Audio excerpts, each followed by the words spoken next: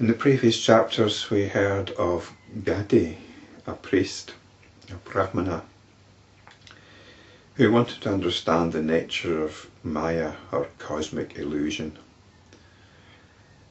And while he was performing his ritual ablutions in the river, he experienced his own death and funeral.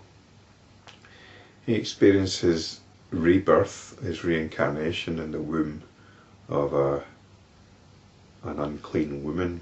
And he lived a whole life, quite an eventful life, before coming back to his present situation in the river. And he was so intrigued by this apparent hallucination that he went to visit the places where he lived in his hallucination, and it turned out that all the events had actually transpired. They were all real. And this apparently is the nature of cosmic delusion. We take for real what is essentially an hallucination. I think many people might have trouble relating to this story because it's maybe not a common experience of having a hallucination which takes up a whole lifetime. And that lifetime happens perhaps within a few brief seconds. I mentioned before that I have had something similar happen. I passed out once just for a few seconds, but I lived a whole life. It wasn't a particularly long life. I was killed when I was 26. I remember at the end of that life feeling the life ebbing away, and I felt there was something dreadfully wrong, that I shouldn't have died, and I was determined to hang on to the memories. Which is why I think I remembered it when I came to. I can't remember the details of the life, but I definitely had that experience of living a life elsewhere in a different context altogether. But I think most people probably won't have had that kind of experience, or won't have remembered that kind of experience. You might be quite a hard-headed type even, who doesn't even remember their own dreams. You just get on with the job. You might have a family. You don't get caught up in hallucinations. But I think you do. It's the nature of our mind. We get caught up in stories. Even just watching the television, watching a film, reading a book, even a historical book. You get engrossed in things. It could be an activity. You forget who you are if you get totally engrossed in something, which everybody does from time to time. Whether it's an entertainment, whether it's a hobby, whether it's being involved in ideas, we get totally caught up in it. That becomes all that matters. For however long it lasts, that becomes like a life, like living a life. So the point, I think, of the story of Gadi is what we consider to be the one solid reality is actually quite insubstantial, and it's no more substantial than an hallucination. Vasishta continued, "This cosmic illusion, Maya, creates great delusion and is of the nature of disequilibrium." In other words, there's nothing solid about it. There's nothing you can anchor onto. It is extremely difficult to understand it. What comparison is there between a hallucination, which lasts for the brief duration of an hour's dream, and a whole lifetime, as a tribesman, with all the varied experiences? I think one of the points here is that time is highly subjective. We've got clocks ticking away in march with each other, but our experience of time can vary considerably.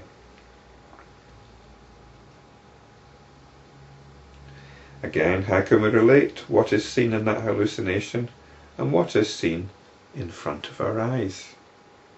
Or what is truly unreal and what has really undergone a factual transformation? Hence I tell you, Rama, this cosmic illusion leads the unwary mind into endless difficulties. Rama asked. But, O holy sir, how can one restrain this wheel of cosmic illusion, which revolves with such tremendous force? We get caught up in the stories. I think I prefer the word, I'll use the word story instead of hallucination. We get caught up in the stories, we identify with them. Rama is therefore asking, how can we stop ourselves getting caught up in them? Vasishta replied, O Rama, the mind is the hub around which this vicious cycle revolves, creating delusion in the minds of the deluded. It is by firmly restraining that hub through intense self-effort and keen intelligence that the whole wheel is brought to a standstill. The stories grab our attention. So what we can do is examine the attention. This is the self-effort. This is what needs to be restrained, it's the attention. Once we're engaging with the attention directly, that's when the whole wheel is brought to a standstill. When the hub's motion is stopped, the wheel does not revolve. When the mind is stilled, illusion ceases. One who does not know this trick, and it is a trick, it's a knack, and does not practice it, you need to know it and you need to practice it, undergoes endless sorrow. The moment the truth is seen, behold, the sorrow comes to an end. There's no distress in this place. There's no distress within the attention. The distress is when the attention is caught up in stories. The disease of the perception of this world illusion is not cured except through the mastery of the mind, which is its only remedy. Mastery of the mind here means mastery of the attention. Hence, O Ram, abandon all other activities like pilgrimage, gifts, that'll be gifts to the gods, and austerities, and bring the mind under your control for your ultimate good. It's nothing to do with religious observances. This world appearance abides in the mind, even as there is space within the pot. If the pot is broken, the illusory division of space vanishes. This world appearance abides in the mind, even as there is space within the pot. If the pot is broken, the illusory division of space vanishes. The mind here is the cognitive process. That's what directs the attention onto notions, into stories. Once we go beyond the cognitive process to the pure attention, that's when we free ourselves from the stories. But if the mind ceases to be, the concept of a world within the mind also ceases to be.